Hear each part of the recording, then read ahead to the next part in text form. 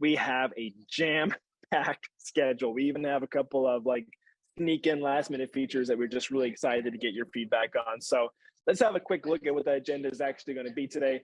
We're going to be going over input validation, looking for some feedback on that. We're going to have reusing enums and actions, which again, actions as my love. I'm excited about that. A first look at our MySQL integration, a first look at our Oracle integration, OpenTelemetry traces, one-click deploys in Hasura Cloud, which you're not going to believe how fast these things actually are. Like, those are just so sweet. And then a really, really cool feature for our new ChatGPT integration with Docs. Like, this is actually a really fantastic piece. That is going to be a lot to go over, a lot to see, and we've got a swag for your thoughts. So we got our winners like we've been doing the last couple of times. So activity on chat, asking good questions and getting engaged with us. We're going to find our favorite questions and be completely biased about it. I'm just joking. We're going to find our favorite questions and our favorite people getting engaged. And you might have a chance to win. I mean, that's some pretty sweet stuff there. So definitely feel free to ask questions throughout the way. We'll try to answer some of those live. Most of them will probably be answered in chat, but this is a great way to engage with us. And with that being said, I think we are actually ready to get started with our first two sneak peek features from T-Root. Awesome. So, hey everyone, we have been thinking about input validations a lot last few months, and we know that all our users have also been asking us for input validations. Hasura auto generates your GraphQL schema, and you're able to do mutations, complex mutations, so on and so forth. But a common thing is to also validate what kind of things are getting inserted and have a validation story for Hasura. So far, the approach has been that you can use permissions, right? We give a very comprehensive set of permissions to kind of set constraints, right? Check constraints in permission rules for inserts, updates, deletes, and so on and so forth. So that gets you pretty far. Like, you can use validations to do those things. Or you can also use a few other techniques that are also described in the Hasura docs. Like, you can just search data validation and maybe accomplish your use case. But it's not that easy, or it's not that powerful, right? Because you have to kind of be constrained with what kind of permission rules you have and so on and so forth. So what we have been thinking is, how can we give a good developer experience as well as like a lot of control to do the kind of validation that you need for your mutations. And with that, I want to share this RFC, which recently opened in the repo, public repo here, and do check it out. I guess somebody will share the link as well in the chat. And let me show you what we have here. So for the first draft, we are only looking at insert mutations. I guess once we gather more feedback and understand use cases from our users better, we can decide how to extend some of these things to other type of mutations. But insert mutations is primarily where you would want to have some kind of validation, because that's the first entry point to mutating your data, right? So in this RFC, there are two options that we have listed, but both of them are pretty much equivalent, and hence your opinion on which one you would prefer would be highly appreciated. So I'll just go over the first one here. This is the description here is in the metadata syntax, but you can imagine it very simply in the UI as well. And I'll give you a short visual, but I'll try to explain it as best as I can. So if you wanted to create an insert permission, right, on a table, so that's what you give here. You give the table name, you give the user for which you give the role for which you want to create this insert permission. And as of today, you can give check constraints, right? You want to check that the author ID that you're inserting is equal to Hasura user ID, right? You can also give set permissions, which are like basically you want to set a particular column to be preset to this value. In the UI, I think it's called column presets. Columns is basically the columns that this role is allowed to insert. So just two columns here, name and author ID. The new thing that we are considering to introduce is a new kind of permission type for insert permissions, which is called validate input. And validate input basically takes something like a type, right, and a function. The type for now, you can imagine, is HTTP, and function is then like an endpoint, right? So this could be different in the future. For example, type could be SQL and function could be a SQL function, right? So there could be many different things. But what's important to note here is that this is at a model level. You're setting this as a permission for a table, right? And it's kind of like it's sitting at the same level as the check constraint, the column presets, and the column permissions, right? So so you can imagine what will happen when an insert permission goes with the user role, right? First thing that would happen is that whatever input arguments are sent, that will go through the validate input permission check. So basically, all the input arguments are going to be posted, or maybe it can be something else in the future, but for now it will be posted to this endpoint, and it would expect expect the endpoint to give some kind of a success or an error message, right? If it gives an error message, we can also forward it back to the client, kind of giving you the ability to customize error messages, give better feedback, and so on and so forth. Something which has been lacking in other kinds of permissions. So that's the first syntax. The second syntax is kind of similar, but except it's in the check. It's like a new clause in the check permission itself, right? So for example, previously you said author ID is equal to Hasura user ID, but you want to AND it, right? You want to say and also validate this input with this function, right? So you kind of it's more it's we can say that it's more compositional with the existing check permissions. It not sure if that's clear, but it definitely has some more compositionality to it. So maybe there are some use cases where you would actually want to either check that this is like author ID is this, and only then validate the input with this function. If it's something else, you want to validate the input with some other function, so on and so forth.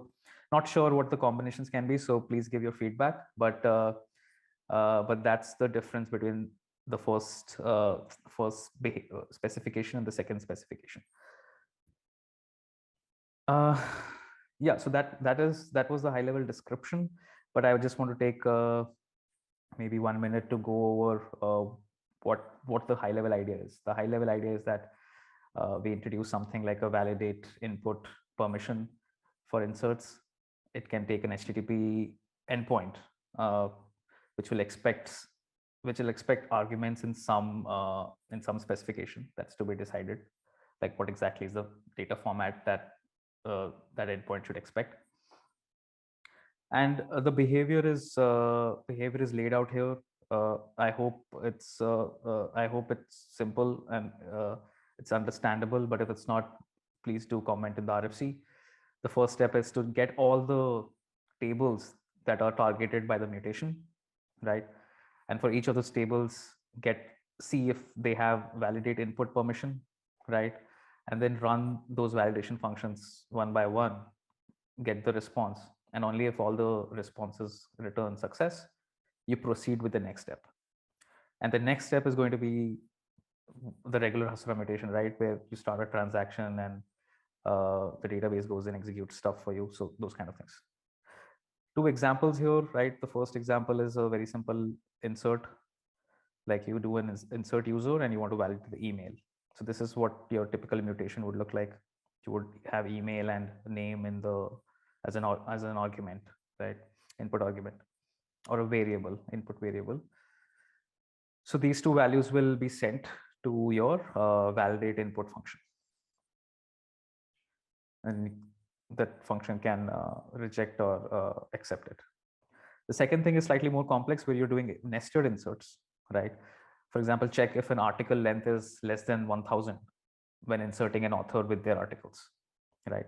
So the mutation is called insert author with articles, and you can see that you're inserting an author, so the author has a name and an email, and they also have an article's content, which is an array of articles.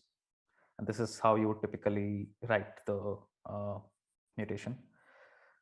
So what the behavior says is that you're going to first check the author model for any validate input permissions.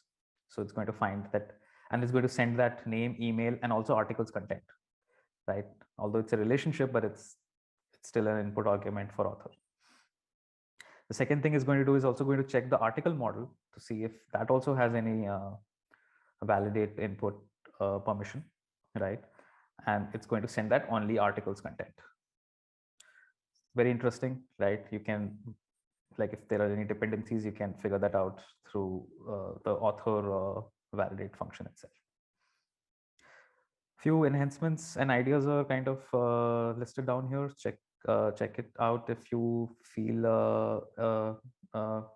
these are good, or suggest your own if you have any. But this was the first RFC that I wanted to present. Yeah, so I'll proceed to the next one and take questions afterwards in the chat. And the next one is right here.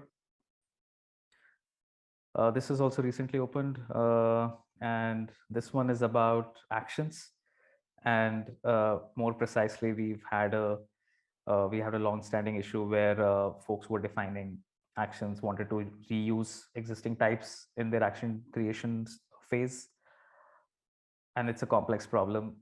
I will not get into all the complexities here, but some of the complexities around dependency management, like what happens if you change the table, how does that affect your action, right? Like that's going to change the type that you're using in the action also.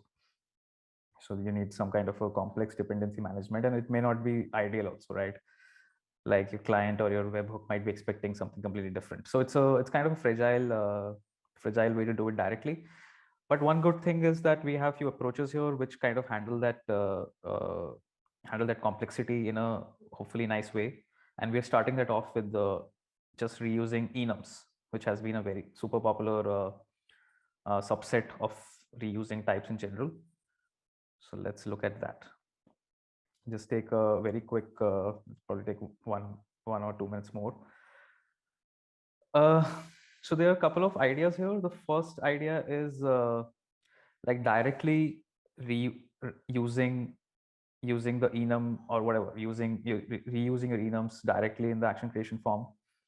But like I mentioned, it has a lot of problems, like what happens if you change the table, what happens if you drop the table, what happens if there's naming conventions, right? And there are two different naming conventions that Hasura has, and one of them kind of capitalizes the enums. So how do you manage if you switch between naming conventions and so on? So all the problems with basically directly using an auto-generated type. The second one kind of solves that problem by not directly using the auto-generated type. It introduces something called reuse existing types for your custom types. And then you can kind of alias or refer some type by a name and tell, okay, where is this type coming from, right? So it's saying, okay, I'm going to reuse something called, I'm going to reuse enum types, which I'll call color, and those enums are coming from this table, right? And when you're creating the action, instead of directly giving the name of the enum type, the auto-generated enum type, as before, instead of that, what you would do is you would change that to kind of give an alias to the type that you defined here.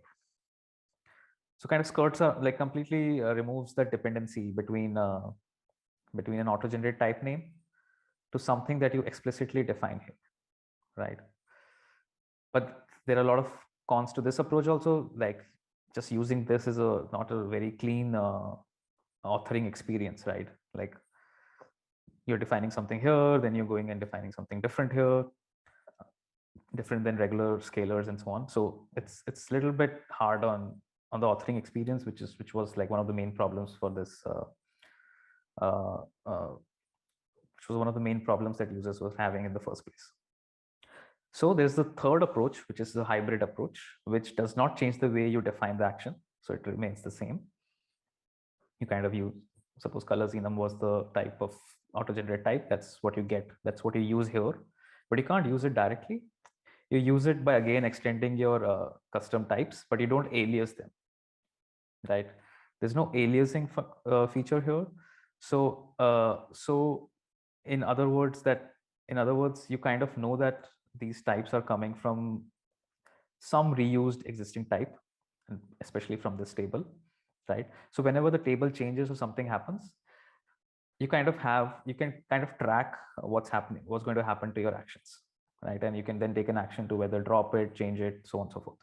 So it's a hybrid approach. So you kind of get the best of both worlds, but you have to do slightly more work than completely using it directly.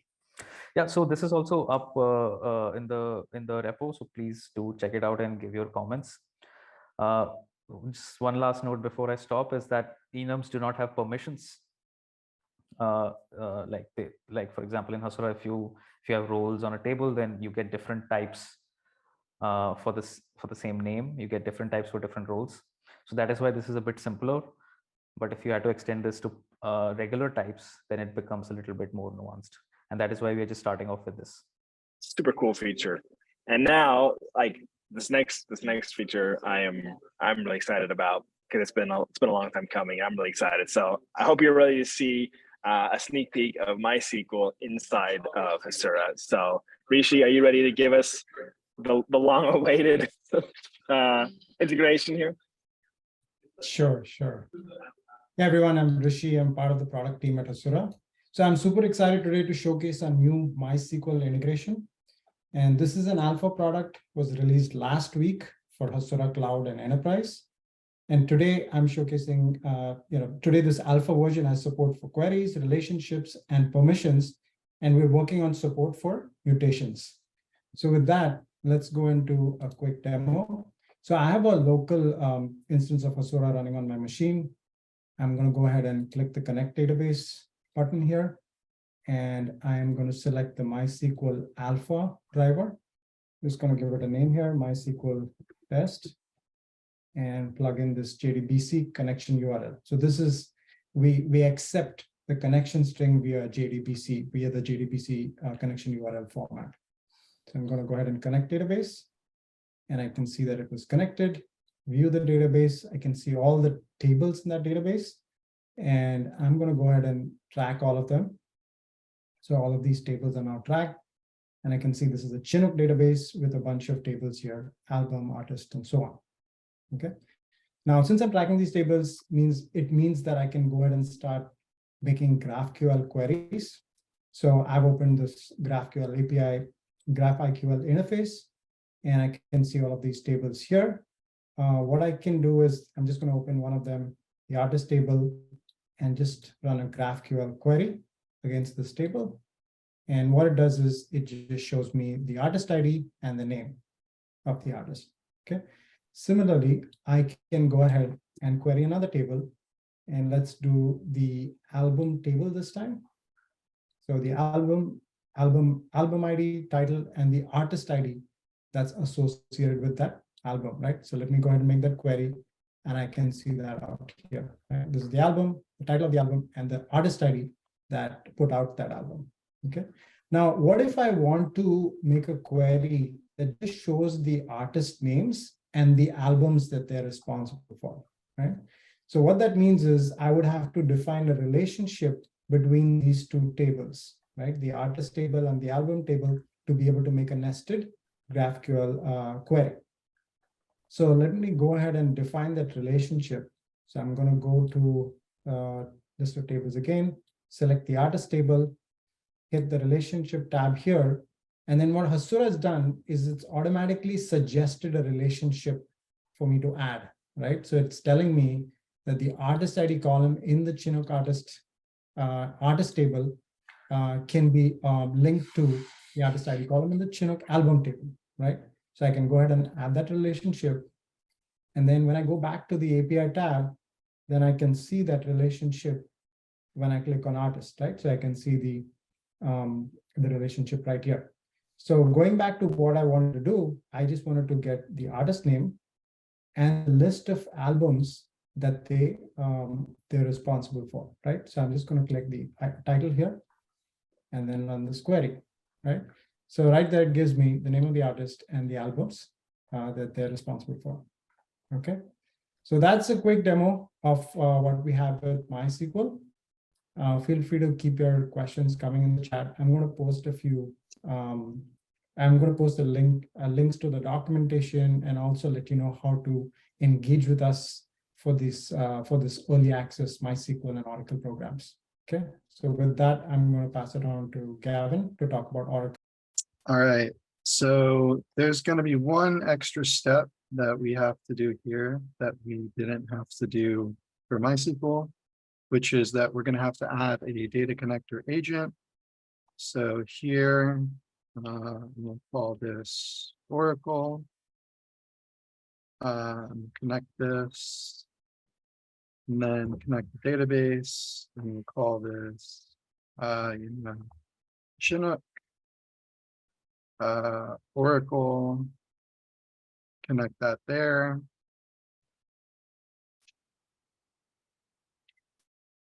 Close that. Okay. And then again, like you saw with Rishi, we can see all of our tables here. We can track these selected tables. So click track selected. We click here, go into Chinook, go into albums. You see all the rows here and stuff. We'll go to the API. We'll do a query. We'll say, Chinook album, commit of 5, grab the album ID, artist ID in the title. And we can do that. And then one other thing that we can do, for example, is permissions. So let's say that we want to come into the album table and we want to set a permission here. We'll create a role called user and select with custom check. And we'll say that the album ID is equal to Hasura user ID.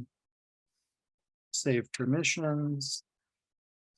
Now, if we come back in here and we put, X Hasura role as user,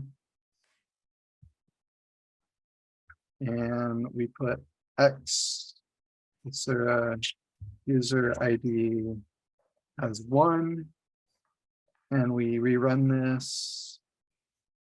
Oh, this needs to be 5, not X. Oh, I need to enable the column selection.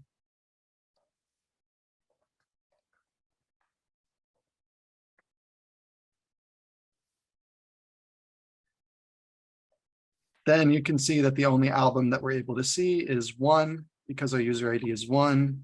If we change that to 2, then we can see album ID 2. And so that essentially is permissions and whatnot working. So yeah, that's the Oracle demo, and I hope that you enjoyed it. That is really cool. And also a small shout out to the UI team. Like, how about those updates? Like, it's really getting pretty crispy. So I really like seeing the progress there as well. Thank you so much, Gavin. That Oracle is going to open up a lot of possibilities for a lot of users. So really, really cool. Next up, we have a look at distributed tracing. So if we are ready to go, Manis, are you ready to show us distributed tracing or OpenTelemetry tracing? Sorry. Yeah. Yes.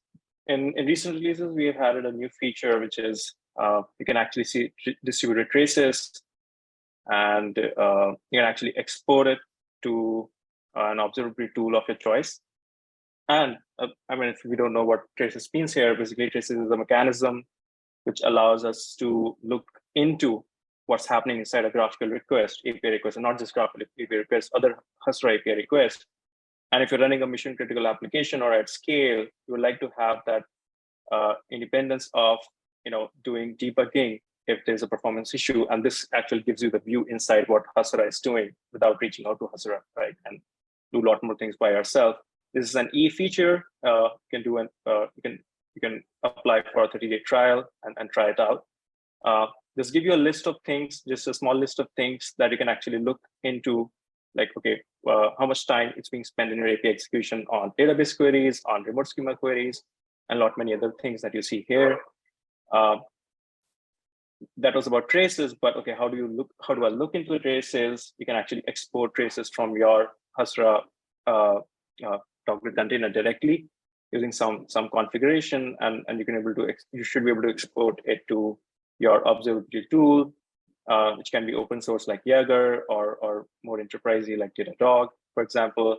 And it just shows here is that OpenTelemetry has a larger adoption base as well. So if your tool does not support OpenTelemetry protocol based ingestion, this is something called OpenTelemetry collector, which is available out there. You can see in the documentation as well.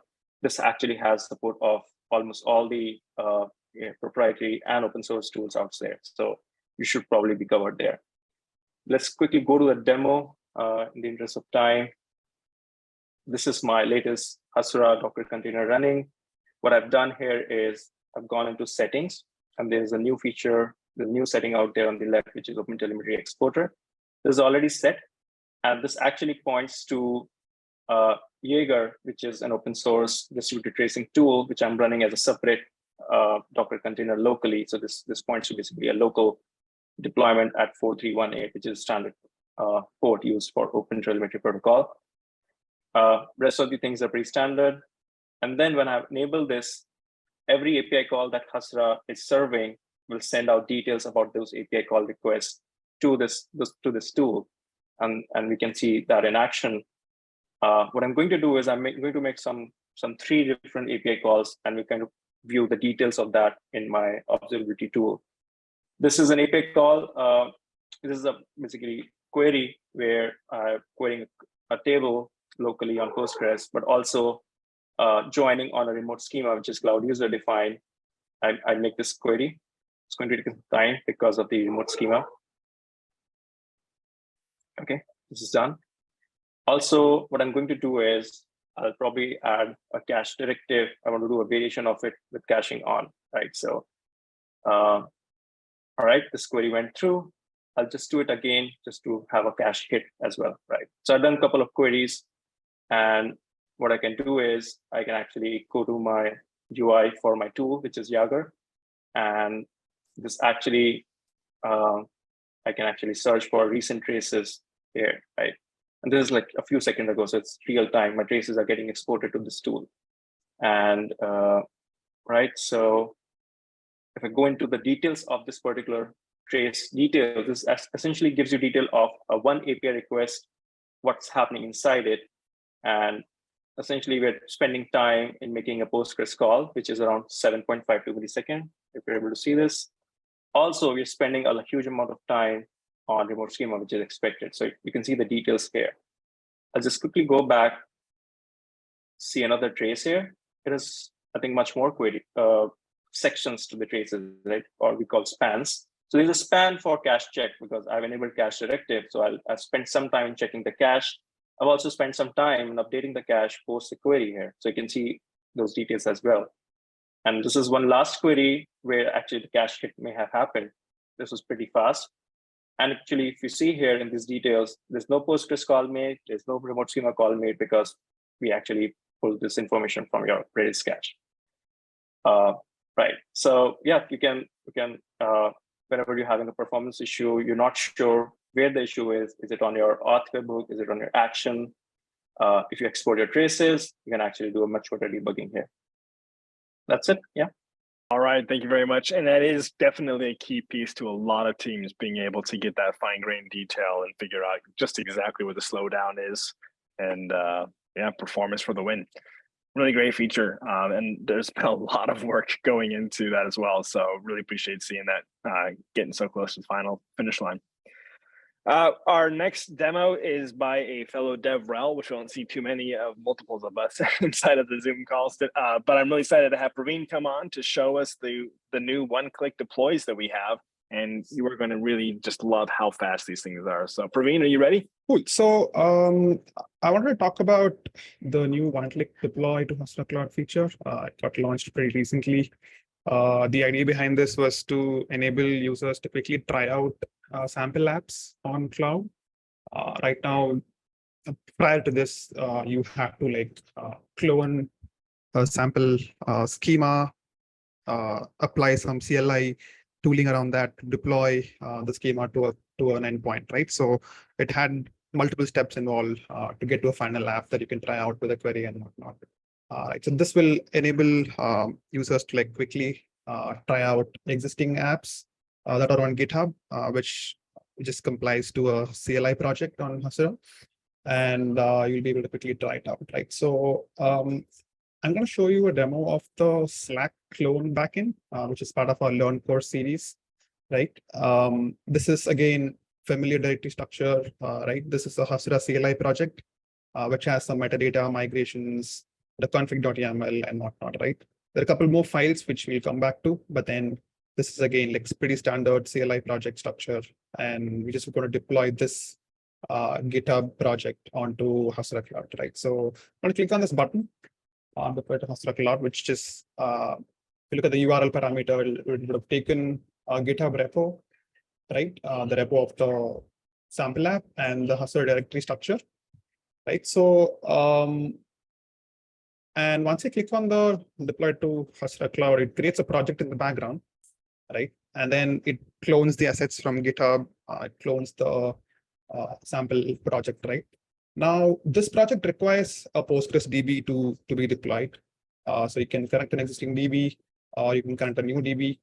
And you can also look at the environment variables that are required or are already preset for this app, right? For this particular one, there's an unauthorized role that's being configured already.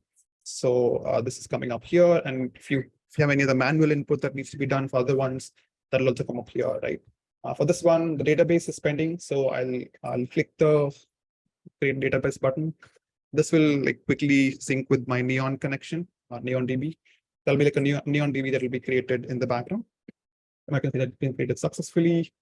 I'm going to set up these environment variables in the background for the migrations and metadata to proceed. So this will be a schema plus metadata, right? So if you have permissions set up in the metadata, everything will be applied here.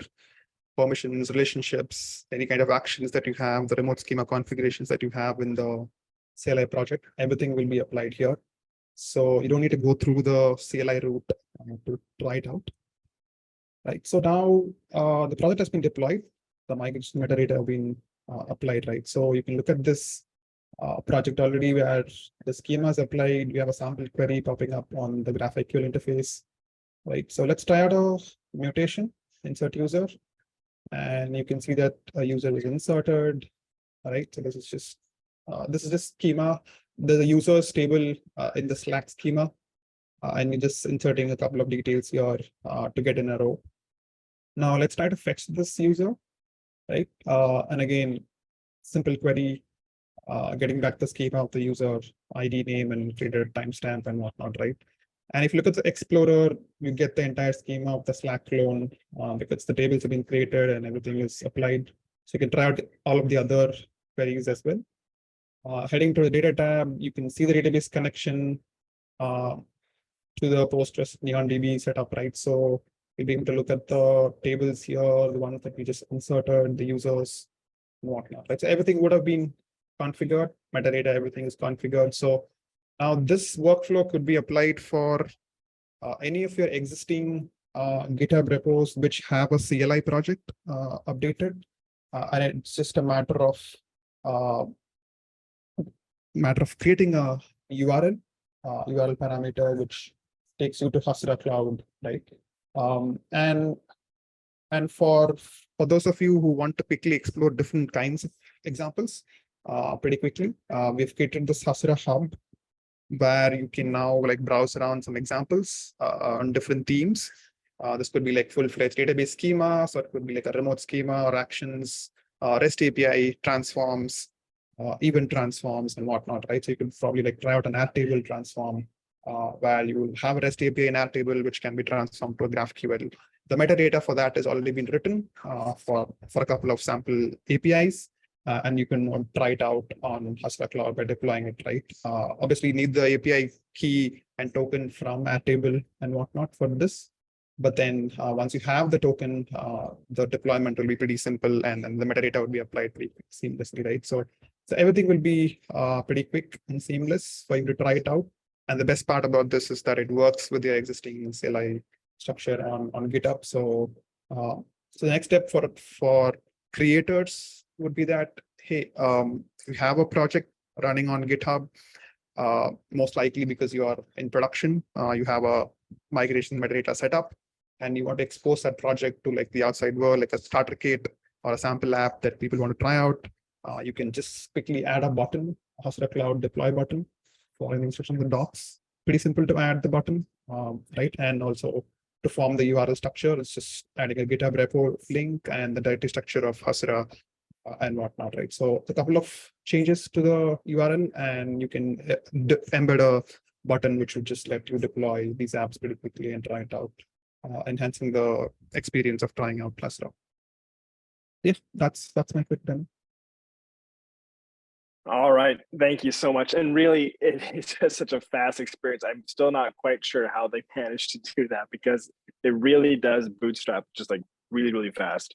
And if you're trying to convince also internal stakeholders at your companies about switching to Hasura, or trying to give a demo for a brown bag lunch or something at work, it is a really great way to just get a sample idea up and running, just to show people the power of that really fast database to schema approach. So definitely recommend giving it a shot. And if you're a creator, like Praveen said, we'd love to see more contributions. And yeah, it's open. So our next demo, because we got to move right along here, we have a very full agenda, is a demo of our Pod42 smart bot for docs. So Smit, are you available? So first of all, given the limited time, we will be doing a full webinar early March, where I'll cover how did we go about implementing this, or the nitty-gritties of it. We will also be open sourcing the code, etc. And it will come early March, possibly the first or second week of March. So that's that. I just wanted to take some time and showcase what we have built. Right now, we take in all the docs, blogs, and learn courses that Hasura provides, and we restrict the GPT-3 API that OpenAI provides, and we tell the bot to answer it using that. And if it does not know something, it says no. It's in alpha. The best way to improve the performance of any AI or ML system is through feedback. If you let us know that the answers are good, that's a +1 for us. We will do more of that. And when the answers are not quite to your expectation, if you can just write a one-line note saying, this is not something great, that would again allow us to go and improve our sources. So that's that. And we really want to give the community a great experience. Whenever they have a question, we want to answer them right away. And so they can, focus on building with Hasura and not try solving what Hasura can do for them. So that's that.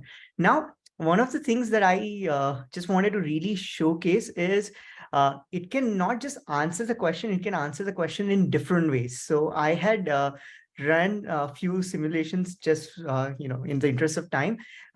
So like, what is a connection timeout? I asked it answer in points so a 5-year-old can understand.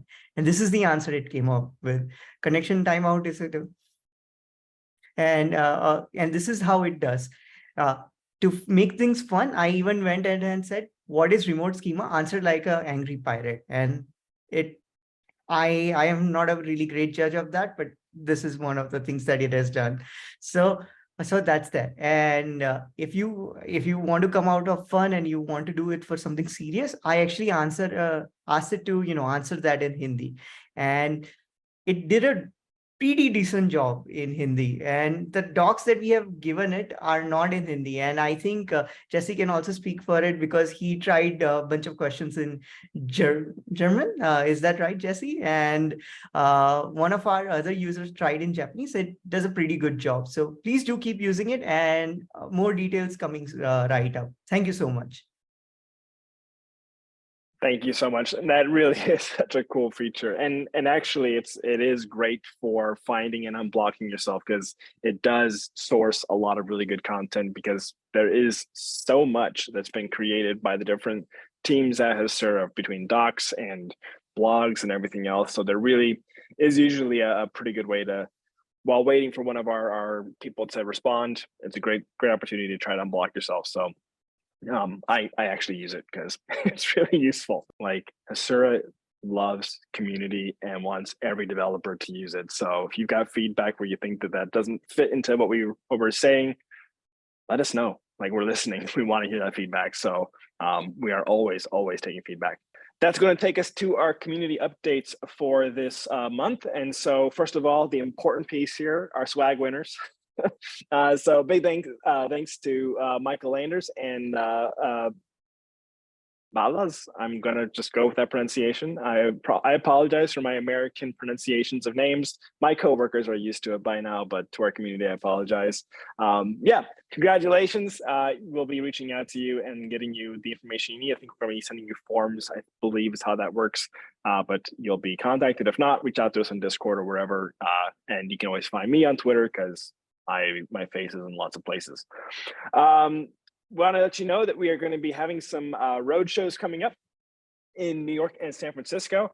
April 6th is New York and May 4th is in San Francisco, where we're going to be doing some really kind of deep dives on how the Hasura pattern works. And it's going to be really an interesting time. If you have a lot of complex data cases, have a look at that, see if it's something that would make sense for you or your company to have a go at. I will be there for the New York one, which will be fun to see some of y'all in person. So that'll be a lot of fun. And we're going to move on to our upcoming webinar, which is combining Snowflake and PostgreSQL to build low latency apps on historical data insights. Like, this is a very, very prescient, timely webinar. This is like a pattern that a lot of companies are working with right now. So if this is something that's even just interesting, sign up. You will definitely get a lot of good, solid takeaways from that. And then HasuraCon, we have our CFP open, and definitely sign up early. We are getting super excited to gear up for HasuraCon again. That is our time, and it's us, for the community. So we're super excited to be getting ready for this. And the deadline for CFPs is March 10th. So like soon, like it's like 2 weeks away. So definitely want to hop on that. And we're going to have a really great time in June. And the next community call is end of March, March 30th. Where we're going to have a lot of fun, more features. Probably, maybe it's going to be as packed. Who knows? Our product teams are cranking out new features. But until then, definitely reach out on Discord if you have any questions. We love to hear from your feedback. It's a great place to reach out to us. We have lots of people listening all the time, and of course now with ChatGPT. So like, it's even a cool Discord now. And if you have any feedback on this workshop or not workshop, I'm at a conference right now, so my brain's pretty much fried. If you have any feedback on this community call, or if you have anything that you'd like to contribute, or any questions at all in any way, you can also use any of these links that will let you reach out to us. That being said, that is the end. We are even 3 minutes under, which is actually pretty impressive considering the agenda we had today. Really appreciate everybody's questions today, all the involvement and engagement. And yeah, this is for us. This is the community time. We really appreciate all of you, and we will see you all next time, March 30th, or around the community. Until then.